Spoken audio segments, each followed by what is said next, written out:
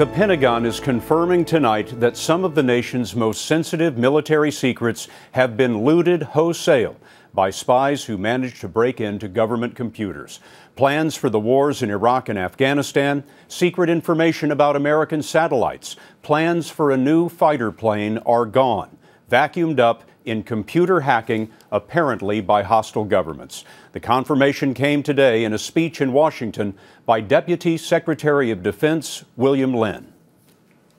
To date, malicious cyber activity has been directed at nearly every sector of our infrastructure and economy.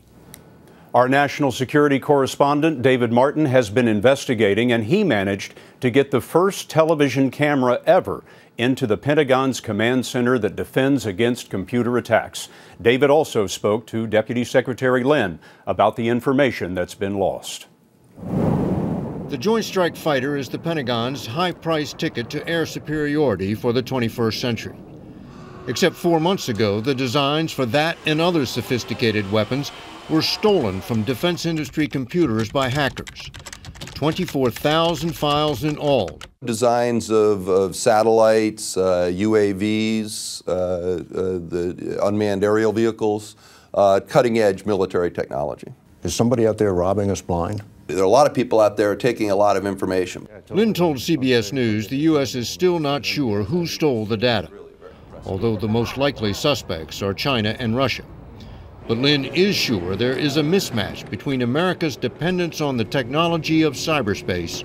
It drives our navigation, it drives our targeting, it drives our communications. And its ability to defend against cyber attacks. The attackers are ahead of the defenders in cyberspace. The technology for intrusions is far ahead of the technology for defenses, and we need to catch up. How often are there attacks on the Pentagon's networks?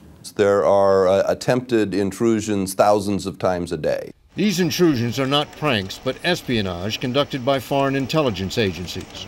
Cyber spies could be lurking undetected inside one or more of the Defense Department's 15,000 computer networks. They're in and we don't know it? It's entirely possible. 3 years ago, we found that someone had gotten into our classified network, and we didn't think that was possible because it's completely separate from the internet. A foreign intelligence agency, Lynn won't say which one, penetrated a classified computer network used by the U.S. Central Command, which runs the wars in Iraq and Afghanistan. How long were they in? It was probably a matter of months. They were in a matter of months undetected? Yes.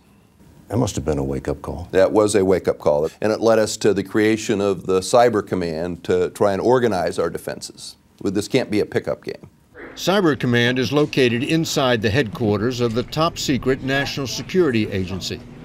CBS News got an exclusive look at the new command's operations center. There's a war going on out there in cyberspace, and this is its nerve center. Cyberspace is now just like air, land, and sea. One more theater in which the U.S. military has to fight.